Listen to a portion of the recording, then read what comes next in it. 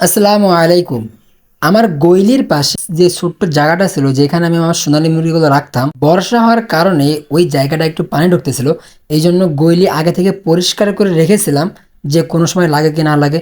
তো তারপর বর্ষায় ওইখানে একটু পানি আসার কারণে আমি আমার সোনালী মুরগিগুলোকে এই গৈলির মধ্যে দিয়ে দিয়েছিলাম, যাতে করে ওরা একটু ভালো থাকে এবং সুস্থ থাকে।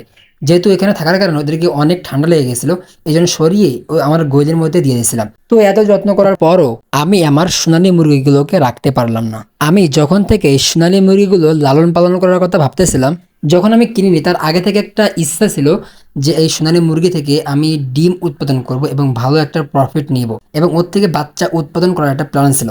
বাট সবগুলো প্ল্যানই নষ্ট হয়ে গেল, যেহেতু ওদেরকে আমি শুধুমাত্র ডিমের জন্য যখন থেকে নিয়ে আসছি আর কি, তখন থেকে এই প্ল্যানিং করে মানুষ করতেছিলাম।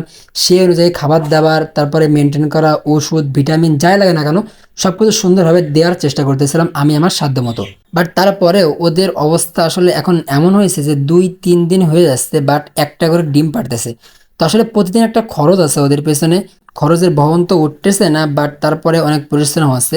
তো ভাবতেছিলাম যে মুরগিগুলো বিক্রি করে দেবো, যেহেতু যখন এর থেকে কোনো আমি প্রফিট পাচ্ছি না, তো আসলে রাখাটা আমার জন্য একটা রিস্কের ব্যাপার। মেন কথা হলো আমার দুই কুলি গেল, না ডিমের জন্য আমি পালন করতে পারলাম না মাংসের জন্য, কোনোটাই আসলে হলো না। বিক্রি করতে চাইছিলাম না, আসলে অনেক শখ করেই মুরগিগুলো পালতেছিলাম, বাট আল্লাহ তাআলা এটাই চাইছিল, এই জন্য আমি আর রাখতে পারতেছিলাম না। আর গতকালকে কাকুর সাথে কথা বললাম যে কাকুর কাছে আমি এই মুরগিগুলো দিয়ে দেবো। কাকু বলতেছে সকাল হলে ইনশাল্লাহ তোমার মুরগিগুলো আমি নিয়ে চলে আসবো আমার দোকানে। তো সে বলে কাকুর সাথে কথাবার্তা বলে রাখছিলাম। আর আল্লাহ তাআলা তো উত্তম পরিকল্পনাকারী, তো নিশ্চয়ই আল্লাহ তাআলা এর থেকে উত্তম কোনো কিছু আমার জন্য রেখে দিয়েছেন। এই জন্য হয়তো বা মুরগিগুলো আমার বিক্রি করে দিতে হচ্ছে। আর 2 দিন ধরে একটা সমস্যা আমি একটু ফেস করতেছিলাম, যেহেতু কিছুদিন আগে যখন আমি আমার ইনকিউবেটরে ডিমগুলো দিছিলাম, কোয়েল পাখির ডিম ছিল, দেশি মুরগি ছিল, তারপরে আমার কিছু সোনালী মুরগির ডিম ফোটানোর জন্য দিছিলাম। আমি কিছু ডিমের থেকে আমার সোনালী মুরগির ডিমের থেকে কিছু বাচ্চা সংরক্ষণ করব, এই জন্য কিছু ডিমও দেওয়া ছিল। তারপরে একটা ভাইয়ের চীনের হাঁস মারা গেছে তাওয়া দিতে দিতে, ওই ভাইও আমার কাছে একটু রেখে গেছিল তার চীনের হাঁসের ডিমগুলা।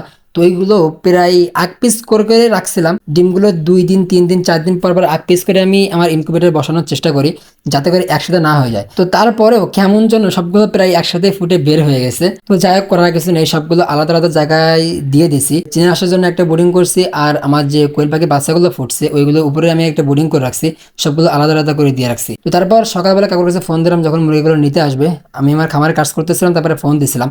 তো কাকু বলতেছে আমার আসতে একটু দেরি হবে। তো তারপর কাকুরে বলতেছিলাম যে কাকু আমি তো বাসা থেকে একটু বের হয়ে যাবো, তো আমি চলে যাচ্ছি, যে আব্বু থাকবেন আব্বুর কাছ থেকে মুরগিগুলো নিয়ে যায়। তো তারপর বলতেছে ঠিক আছে চলে যাবো। তারপর আমি আমার কাজে বের হয়ে গেছিলাম। তো ঘন্টা 2 পরে যখন বাসায় আসছি, এসে দেখি যে সেই মুরগিগুলা কাকু সবগুলো মুরগি নিয়ে গেছে। 2টা মোরগ রেখে দিতে বলছিলাম, সে 2টা মোরগ বাদে বাকি সবগুলোই নিয়ে গেছে। যেহেতু এই বাকি যে 2টা মোরগ আছে, এই 2টা মোরগ বাসার জন্য রেখে দিয়েছি। তো যাই হোক, আসলে খুবই খারাপ লাগতেছিল, এতদিন ধরে ওদেরকে পালছি, করার কিছু নেই, আল্লাহ তাআলা যেটা চাইছে এটা হয়েছে। তো একটা কথা এখানে আমি বলে দিই, যারাই আপনারা এরকম ডিমের জন্য কোনো মুরগি পালবেন, তো অবশ্যই ছোটবেলা থেকে ওদেরকে এক্সট্রা একটু কেয়ার নেওয়ার চেষ্টা করবেন, যাতে করে আমার মতো যেন এই সমস্যাগুলো আপনারা ফেস না করেন। আর একটা ছোট্ট একটা ইনফরমেশন দিয়ে দিই, আমি অনেক জায়গায় খেয়াল করলাম যে আপনারা তিত মুরগি অনেকেই পালন করতেছেন, চাই সেটা ব্যবসায়িক ভাবে হোক বা খাওয়ার জন্য হোক। তো আমার একটা বড় ভাইয়ের খামার আছে, উনি অনেক কিছুই লালন পালন করে থাকেন, তার মধ্যে অনেকগুলো এবার তিত মুরগি উনি ফুটাইছে, ডিম থেকে বের করেছে, ওনার নিজেরও মেশিন আছে। তো এখান থেকে অনেক বাচ্চা বের হয়েছে, তো বেচতে বেচতে অনেক বেচা হয়ে গেছে,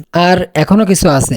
যদি কারোর লাগে তো স্ক্রিনে দেওয়া এই নাম্বার থেকে আপনারা যোগাযোগ করে যদি তিত মুরগি লাগে আপনাদের কারোর, এই তিত মুরগিগুলো সংরক্ষণ করতে পারেন। আমাদের জন্য দোয়া করবেন। তো আজকের ভিডিওটা এই পর্যন্তই, সকলে ভালো থাকুন, সুস্থ থাকুন, আসসালামু আলাইকুম।